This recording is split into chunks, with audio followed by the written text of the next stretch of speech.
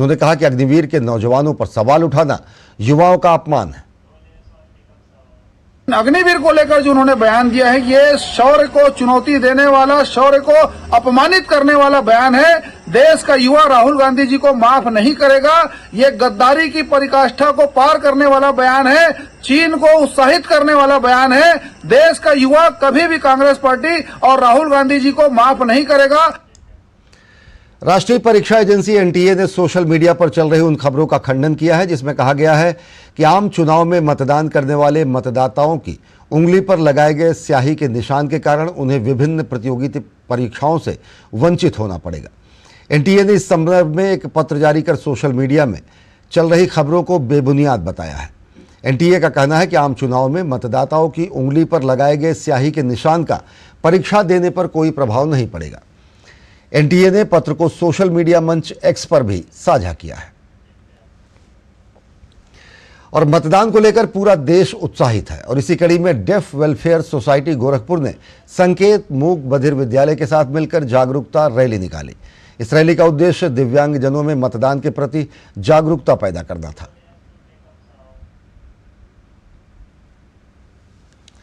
नमस्कार, आज हम सभी दिव्यांग गोरखपुर में एकत्रित हुए हैं। मतदान को लेकर लोगों में जागरूकता लाने के लिए ये रैली निकाली जा रही है। हमारा उद्देश्य दिव्यांगजन में मतदान के लिए सरलता लाना है। नमस्कार, हम सभी दिव्यांगजन का उद्देश्य लोगों में मतदान के लिए जागरूकता लाना है। हम लोगों को दिखाना चाहते हैं कि दिव्यांग भी मतदान कर सकते हैं। डेफ वेलफेयर सोसाइटी गोरखपुर के द्वारा ये रैली निकाली जा रही है। मैं चाहता हूँ कि जनता को भी पता चले कि दिव्यांग भी मतदान के लिए जागरूक हैं और गोरखपुर वासियों को इस बात पर गर्व है। और पश्चिम बंगाल के डायमंड हार्बर में कथित टीएमसी संबंधों वाले एक विशेष समुदाय के लोगों ने मां काली विसर्जन के दौरान राम भजन बजा रहे भक्तों पर हमला करने की वारदात हुई। शनिवार 6 अप्रैल को एक भीड़ ने भक्ति गीत बजा रहे हिंदुओं पर हमला कर दिया जिसमें कई लोग गंभीर रूप से घायल हो गए। यह हमला उन भयावह दृश्यों में कैद हो गया जो सोशल मीडिया प्लेटफॉर्म एक्स पर छाया है।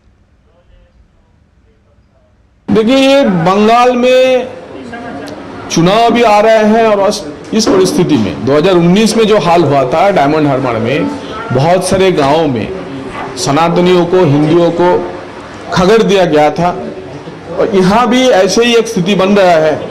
आज नवरात्रि का दिन, इसके पहले का रात जो है, उस रात जुलूस निकाला था माता काली का विसर्जन को लेके हुए। उस मिছিল को, उस जुलूस को, शोभा यात्रा के ऊपर अटैक हुआ और एक पर्टिकुलर कम्युनिटी का जो गुंडे हैं उन्होंने अटैक किया। और हम लोग देखे हैं बंगाल में कि कैसे जो बांग्लादेश का जो सीमांत क्षेत्र है वहाँ सरस्वती पूजा नहीं होता है। स्कूलों में जनविन्यास का बदलते हुए चित्र को देखते हुए स्टेट गवर्नमेंट ने वहाँ सरस्वती देवी का भी पूजा बंद कर दिया है। यहाँ दुर्गा पूजा का विसर्जन करने के लिए, दुर्गा पूजा का नया दुर्गा पूजा करने के लिए सनातनियों को कोर्ट के पास जाना पड़ता है। और दिल्ली के राष्ट्रीय संग्रहालय में आर्ट बियॉन्ड लेबल नामक एक प्रदर्शनी का आयोजन किया गया। इस प्रदर्शनी का उद्देश्य न्यूरो डाइवर्स कलाकारों की प्रतिभा का प्रदर्शन करना है और उन्हें प्रोत्साहन देना है। देखिए हमारी खास रिपोर्ट। आज दिल्ली के नेशनल म्यूजियम में देश के 36 न्यूरो डाइवर्स कलाकारों के काम की प्रदर्शनी का उद्घाटन DG national museum doctor BR money द्वारा किया गया। प्रदर्शनी में 60 कलाकृतियां प्रदर्शित हैं। डॉक्टर शशि बाला द्वारा क्यूरेटेड प्रदर्शनी का उद्देश्य न्यूरो डाइवर्स कलाकारों को अपनी प्रतिभा दिखाने के लिए एक मंच प्रदान करना है। ये प्रदर्शनी नेशनल म्यूजियम में 9 से 14 अप्रैल तक प्रदर्शित है। उद्घाटन में कई भाग लेने वाले कलाकारों के परिवारों ने हमें अपना अनुभव बताया। This is Dev, my son. He is 18. He is non-verbal, but he makes beautiful art. और इसी की वजह से आज मैं यहाँ खड़े होके और इतने गर्व के साथ खड़ी हुई हूँ। नेशनल म्यूजियम में इतने बढ़िया बढ़िया आर्टिस्ट, सब न्यूरो डाइवर्स, कोई कह नहीं सकता ये इतने महान आर्टिस्ट ने बनाई है। तो I am very very happy, very very thankful. बहुत अच्छा लग रहा है। It is a very good opportunity. इतना अच्छा अपॉर्चुनिटी हमें नेशनल म्यूजियम में आर्ट सेंचुरी के द्वारा मिला।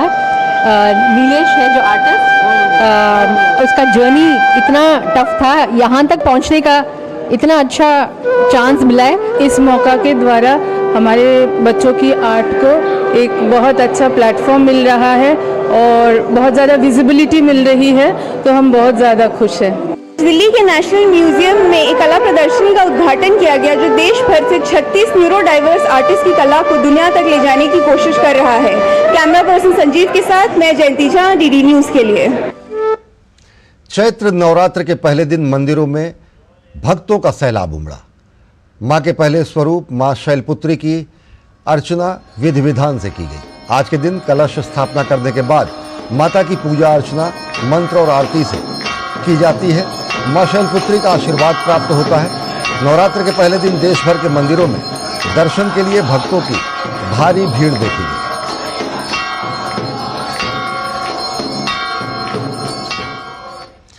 और नवरात्रि के पहले दिन कटरा स्थित प्रसिद्ध माता वैष्णो देवी मंदिर में भक्तों की भारी भीड़ उमड़ी। मंदिर परिसर को आयात किए हुए रंग बिरंगे फूलों से सजाया गया है। ग्लेडियोलस, कार्नेशंस, लिलियम, एंथ्यूरियम, आर्किड जैसे फूलों की सुंदरता से मंदिर की छटा देखते ही बनी। आयात किए गए फूलों की खूबी होती है कि वे कई दिनों तक ताज़ा रह सकते हैं। इस अवसर पर भक्त भाव विभोर दिखे। कटरा के वैष्णो देवी मंदिर में भक्तों का तांता लगा हुआ है। दर्शन बहुत अच्छे से हुए हैं और काफी सजावटें हो रही हैं ऊपर, काफी अच्छा माहौल है ऊपर। सब बहुत अच्छी सजावट हो रही है सर। ऊपर माता का नाम लिखा हुआ है, गणेश वगैरह बनाए हुए हैं, अच्छी सजावट है भाई। वैसे वो तो कई प्रकार से नाम लिखे हुए हैं, कई प्रकार के डिजाइन है। मैं तो सब कुछ तो नहीं बता सकता इतना, लेकिन वो आज देखने में बहुत सुंदर लग रहे हैं। सजावट हर साल की तरह हो रही है। हर जगह पर कोई ना कोई चीज बनाई हुई है फूलों से, विभिन्न प्रकार के फूलों से, और बहुत ही अच्छा लगता है जब अपना जो माता जी का भवन इतना अच्छा सजा हुआ था और लोग बहुत दूर दूर से आ रहे हैं। नव संवत्सर विक्रम संवत 2081 का आज से शुभारंभ हो गया। हर साल चैत्र शुक्ल प्रतिपदा से शुरू होने वाले नववर्ष को लेकर नई दिल्ली में यमुना तट पर संस्कार भारती की ओर से भव्य आयोजन किया गया। आइए देखते हैं हमारे संवाददाता सचिन मिश्रा की खास रिपोर्ट। यमुना का तट, सुबह की बेला और उसमें घुली भारतीय संस्कृति की रंग। कुछ यूं हो रहा है विक्रम संवत 2081 का शुभारंभ। ये दिल्ली का मशहूर सुर घाट है, जहां पर संस्कार भारती की ओर से हिंदू नववर्ष के स्वागत के लिए भव्य कार्यक्रम का आयोजन किया गया है। सूर्य की लालिमा के साथ ही यमुना तट पर प्रज्वलित हो रहे ये दिए विश्व भर में हिंदू नववर्ष के आगमन का संदेश दे रहे हैं। दिल्ली के सूर घाट पर हिंदू नववर्ष के स्वागत में प्रस्तुति देते ये कलाकार दुनिया को भारतीय कला और परंपरा से रूबरू करा रहे हैं। संस्कार भारती की ओर से आयोजित इस कार्यक्रम में सैकड़ों लोग सामूहिक रूप से सूर्य को अर्घ देकर भारतीय नववर्ष के उत्सव का साक्षी बने। सभी विषयों की प्रेरणा देने वाले सूर्य भगवान के सामने पहला किरण को साक्षी बनाते हुए इस प्रकार का कार्यक्रम करना ये अद्भुत है, सुंदर है, आध्यात्मिक अनुभूति देने वाले हैं। इसलिए नवरात्र के शुभारंभ के इस पवित्र संदर्भ पर इस प्रकार का एक कार्यक्रम, वर्ष प्रतिपदा के युगादि का कार्यक्रम करना, शक्ति को भी साक्षी बनाते हुए ये करना, इस एक प्रकार के सबसे इमेजिनेटिव एक कार्यक्रम है। आज भारत सांस्कृतिक पुनर्जागरण के दौर से गुजर रहा है। विकसित भारत की जिस संकल्पना को आज पूरी दुनिया समेत भारत उम्मीद भरी नजरों से देख रहा है, उसे यह दौर एक नई ऊर्जा प्रदान कर रहा है। भारतीय संस्कृति के तत्वों को पूरे विश्व में पहचान मिल रही है। हिंदू नववर्ष को लेकर इस तरह का आयोजन भी भारतीय परंपरा के मूल्यों को लोगों तक पहुँचाने में सहायक साबित हो रहा है। अपनी संस्कृति से जुड़े रहने के लिए अपने समय काल को भी पहचानना पड़ेगा। आज उसी नव संवत्सर के प्रथम दिन, प्रथम सूर्योदय का स्वागत करने के लिए हम सब यमुना जी के तट पे हैं। भारत का सांस्कृतिक भाग्य भी उदय हो रहा है और इसीलिए तो हम बार बार कह रहे हैं कि राम के थे राम के हैं, हम राम के रहेंगे। आज हिंदू नववर्ष को लेकर जिस तरह से लोगों में उत्सुकता देखने को मिल रही है, वह विश्व पटल पर भारतीय परंपरा की बढ़ती स्वीकार्यता को दर्शाने के लिए काफी है। हिंदू नववर्ष के मौके पर जहां एक और लोग इस तरह के सांस्कृतिक आयोजनों से अपने गौरवशाली इतिहास से रूबरू हो रहे हैं, तो वहीं दूसरी तरफ भारतीय परंपरा के वैज्ञानिक पहलुओं को लेकर भी उत्सुक नजर आ रहे हैं। कैमरा पर्सन प्रमोद कुमार के साथ मैं सचिन मिश्रा, डीडी न्यूज। हफ्ते के दूसरे कारोबारी दिन यानी मंगलवार को बाजार खुलने के साथ ही सेंसेक्स 75,124 अंक के नए ऑल टाइम हाई रिकॉर्ड पर पहुंचा। निफ्टी ने भी 22,765 का अब तक का सर्वोच्च स्तर हासिल किया। बाजार में पूरे दिन मिले जुले रुझान देखने को मिले। हालांकि दोपहर बाद लार्ज कैप मुनाफा वसूली के कारण शेयर बाजार अपनी बढ़त गंवा दिया और अंत में मामूली गिरावट के साथ लाल निशान में बंद हुआ। आज के कारोबार में बीएसई सेंसेक्स 59 अंक कमजोर होकर 74,683 पर बंद हुआ और निफ्टी में भी 24 अंक की गिरावट दर्ज की गई। ये 22,642 पर बंद हुआ। पिछले 10 साल में केंद्र सरकार के नेतृत्व में लाए गए बदलाव के कारण भारत के रियल एस्टेट बाजार में सकारात्मक बदलाव देखने को मिल रहे हैं। ये जानकारी एनरॉक और नॉर्डेको द्वारा जारी की गई रिपोर्ट में कही गई है। रिपोर्ट के मुताबिक 2023 में इस क्षेत्र में नौकरियों की संख्या 3.1 करोड़ से बढ़कर 7.1 करोड़ हो गई। Real estate unbox the Modi effect title वाली रिपोर्ट में बताया गया है कि 2017 में रियल एस्टेट बाजार का आकार $20 बिलियन था। 2030 तक इसके $1 ट्रिलियन पहुंचने का उम्मीद है। 2014 और 2023 के बीच 7 प्रमुख शहरों में रियल एस्टेट के 28.2 लाख यूनिट्स बेचे गए, जबकि 29.3 लाख से अधिक नए यूनिट लॉन्च किए गए। रिपोर्ट में शामिल 7 शहरों में बेंगलुरु, चेन्नई, दिल्ली, एनसीआर, हैदराबाद, कोलकाता, मुंबई और पुणे शामिल हैं। रिपोर्ट के अनुसार 2023 में भारत के इन 7 बड़े शहरों में 4.35 लाख घर बनकर तैयार हुए। 2024 में यह संख्या बढ़कर 5.31 लाख तक पहुंचने का अनुमान है। रिपोर्ट में यह भी बताया गया है कि कई सरकारी योजना जैसे रियल एस्टेट नियामक अधिनियम 2016, प्रधानमंत्री आवास योजना और विशेष विंडो फंड से भी बढ़त देखने को मिली है। इसके अलावा जीएसटी ने रियल एस्टेट उद्योग में पारदर्शिता लाने में मदद की है।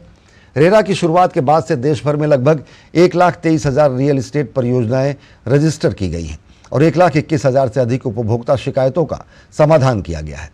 प्रधानमंत्री आवास योजना के तहत 2015 और 2016 में शुरुआत के बाद 3.37 लाख और इसके बाद 3.37 बनकर तैयार हो चुके हैं। 3.37 लाख घर बनकर तैयार हो चुके हैं। और अब नजर डालते हैं देश के राज्यों से कुछ महत्वपूर्ण खबरों पर। पश्चिम बंगाल में एक बार फिर भारतीय जनता पार्टी के कार्यकर्ताओं पर हमला हुआ है। घटना 24 परगना जिले के कालागाछिया की है, जहां भाजपा कार्यकर्ताओं और मंडल अध्यक्ष पर जानलेवा हमला हुआ। यहां लोगों ने मां रक्षा काली की मूर्ति विसर्जन के लिए जुलूस निकाला था, तभी कुछ लोगों ने जुलूस में शामिल लोगों पर हमला कर दिया। एनआईए ने आज कलकत्ता हाई कोर्ट का रुख किया और अपने अधिकारियों के खिलाफ एफआईआर को रद्द करने की मांग की। हाई कोर्ट में दायर याचिका में एनआईए अधिकारियों के खिलाफ राज्य पुलिस की किसी भी दंडात्मक कार्रवाई से अंतरिम सुरक्षा की मांग की गई है। राउज एवेन्यू कोर्ट से बीआरएस नेता के कविता को बड़ा झटका लगा है। कोर्ट ने के कविता को 23 अप्रैल तक न्यायिक हिरासत में भेज दिया है। दिल्ली आबकारी नीति मामले में के कविता की न्यायिक हिरासत की अवधि आज खत्म हो रही थी। ईडी ने के कविता की न्यायिक हिरासत अवधि 14 दिन बढ़ाने की मांग की थी। सुप्रीम कोर्ट ने एक फैसले में कहा है कि जलवायु परिवर्तन जीवन के अधिकार की संवैधानिक गारंटी को प्रभावित करता है। ऐसे में सरकार की जिम्मेदारी है कि जलवायु संरक्षण के उपायों पर ठोस कदम उठाए और नागरिकों को मिले अधिकारों को जीवंत रखे। ईडी ने पंजाब और महाराष्ट्र सरकारी बैंक पीएमसी के बैंक ऋण धोखाधड़ी मामले के संबंध में महाराष्ट्र के सिंधु दुर्ग में लगभग 1,807 एकड़ के 413 कृषि भूमि पार्सल संलग्न किए हैं। एजेंसी ने मंगलवार को कहा कि कुर्क की गई 1807 एकड़ जमीन का पंजीकृत मूल्य 52.90 करोड़ रुपए है और 82.30 करोड़ रुपए की अपराध आय का उपयोग भूमि के इन पार्सल को प्राप्त करने के लिए 2010 से 13 की अवधि के दौरान किया गया था।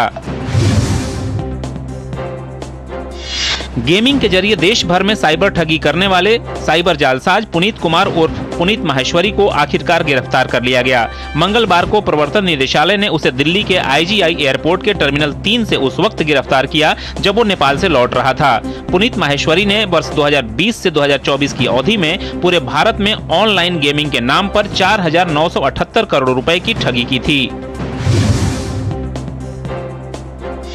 छत्तीसगढ़ के नारायणपुर में ITBP ने नक्सल स्मारक को ध्वस्त कर दिया है। यहाँ इकपाड़ इलाके में ITBP की कार्रवाई से न सिर्फ नक्सलियों को कड़ा संदेश दिया गया है, बल्कि स्थानीय निवासियों के मन में सुरक्षा बलों के प्रति विश्वास भी पैदा हुआ है और सुरक्षा की भावना भी जगी है। इजराइल हमास संघर्ष में फौरी तौर पर विराम लग सकता है। इजराइल और हमास को संघर्ष विराम प्रस्ताव का नया मसौदा सौंपा गया है, जिस पर दोनों पक्ष फिलहाल विचार कर रहे हैं। नए प्रस्ताव में 6 सप्ताह के संघर्ष विराम की बात कही गई है। इस दौरान हमास 40 बंधकों को रिहा करेगा और बदले में इजराइल को 700 फिलिस्तीनी रिहा करने होंगे। एक तरफ मिस्र में शांति स्थापना के लिए मंथन जारी है, लेकिन इजराइल हमास के खिलाफ अपने सैन्य अभियान में कोई भी ढील न देने की बात कह रहा है। इजराइल हमास संघर्ष और शांति प्रस्ताव इन दिनों चर्चा में है। मिस्र में संघर्ष विराम को लेकर मंथन जारी है। बताया जा रहा है कि मध्यस्थों ने इजराइल और हमास को संघर्ष विराम प्रस्ताव का नया मसौदा सौंपा है, जिस पर दोनों पक्ष फिलहाल विचार कर रहे हैं। नए प्रस्ताव में 6 सप्ताह के संघर्ष विराम की बात कही गई है। इस दौरान हमास 40 बंधकों को रिहा करेगा, बदले में इजराइल को 700 फिलिस्तीनी रिहा करने होंगे। काहिरा में इजराइल और हमास के प्रतिनिधियों को जो संघर्ष विराम प्रस्ताव दिया गया है, उसमें कहा गया है कि हमास को ऐसे बंधकों की सूची देनी होगी जिन्हें वो रिहा करेगा। वहीं उसे उन फिलिस्तीनी कैदियों की सूची भी बनानी है जिनकी रिहाई वो चाहता है। संघर्ष विराम प्रस्ताव में उल्लेखनीय संख्या में फिलिस्तीनियों की उत्तरी गाजा वापसी की बात भी कही गई है। ध्यान रहे कि उत्तरी गाजा में अपने सैन्य मुहिम के दौरान इजरायली सेना ने आम लोगों को दक्षिणी गाजा की तरफ जाने को कहा था, जिसके बाद हजारों लोगों ने पलायन शुरू कर दिया था। इजरायली सेना उत्तरी गाजा को हमास का गढ़ मानती है, इसलिए वहां उसका सैन्य अभियान बेहद आक्रामक रहा था। शांति प्रस्ताव के अनुसार इजराइल को गाजा में अपने चेक पोस्ट निरंतर कम करने होंगे ताकि लोग उत्तरी गाजा वापस आ सकें। एक तरफ मिस्र में शांति स्थापना के लिए मंथन जारी है, उधर इजराइल हमास के खिलाफ अपने सैन्य अभियान में कोई ढील न देने की बात कह रहा है। इजराइल के प्रधानमंत्री बेंजामिन नेतन्याहू ने स्पष्ट किया कि रफाह में सैन्य अभियान छेड़ने की तारीख तय हो चुकी है। रफाह को इजरायली सेना हमास का अंतिम गढ़ मान रही है। हालांकि कई पश्चिमी देशों सहित बहुत से देश इजराइल से रफाह में सैन्य अभियान न छेड़ने को कह रहे हैं। माना जा रहा है कि इससे गाजा में मानवीय सहायता आपूर्ति का एकमात्र रास्ता प्रभावित होगा। हम अपने लक्ष्यों को पाने के लिए तेजी से काम कर रहे हैं, जिसमें अपने बंधकों की रिहाई और हमास पर पूरी जीत शामिल है। इस जीत के लिए राफा जाकर आतंकियों का सफाया जरूरी है। ये होकर रहेगा, इसकी तारीख तय है। गाजा की मिस्र से सटी रफाह क्रॉसिंग संघर्ष प्रभावित क्षेत्र में मानवीय सहायता आपूर्ति का इकलौता प्रमुख मार्ग है। मानवीय सहायता से भरे ट्रक इसी क्रॉसिंग से गुजरकर गाजा पहुंच रहे हैं। वैसे गाजा की जरूरत की तुलना में यह सहायता आपूर्ति काफी नहीं है, फिर भी इससे बड़ी मदद मिल रही है। अब कई पश्चिमी देश मांग कर रहे हैं कि गाजा में मानवीय सहायता पहुंचाने के और रास्ते खोले जाएं। पिछले दिनों अमेरिकी राष्ट्रपति जो बाइडेन से फोन पर वार्ता के बाद इजरायली पीएम ने इरेज बॉर्डर क्रॉसिंग और अशदोद हार्बर से मानवीय सहायता जाने देने की घोषणा की थी। अब जर्मनी ने कहा है कि इस घोषणा पर तुरंत अमल होना चाहिए। अब कोई और बहाना नहीं होना चाहिए। यह कदम सीधे सीधे ऐसे लोगों को खाना, पानी और दवा की आपूर्ति सुनिश्चित करने के लिए है जो महीनों से आपात स्थिति में इस मदद की प्रतीक्षा कर रहे हैं। हमास के संपूर्ण सफाई के संकल्प के साथ इजरायली सेना के हमले जारी हैं। इजरायली सेना का दावा है कि उसने 7 अक्टूबर के आतंकी हमले में शामिल एक और आतंकी को ढेर कर दिया है। दक्षिणी गाजा के खान यूनुस में हवाई हमले के दौरान इस आतंकी को ढेर किया गया। रविवार को इजरायली सेना ने गाजा में अपनी जमीनी सेना की मौजूदगी कम करने की बात कही थी। हालांकि अभी भी हमास के आतंकी ठिकानों के खिलाफ उसका एक्शन जारी है। बुलेटिन में फिलहाल इतना ही। देश और दुनिया की ताज़ा तरीन खबरों के लिए देखते रहिए डीडी न्यूज़। नमस्कार।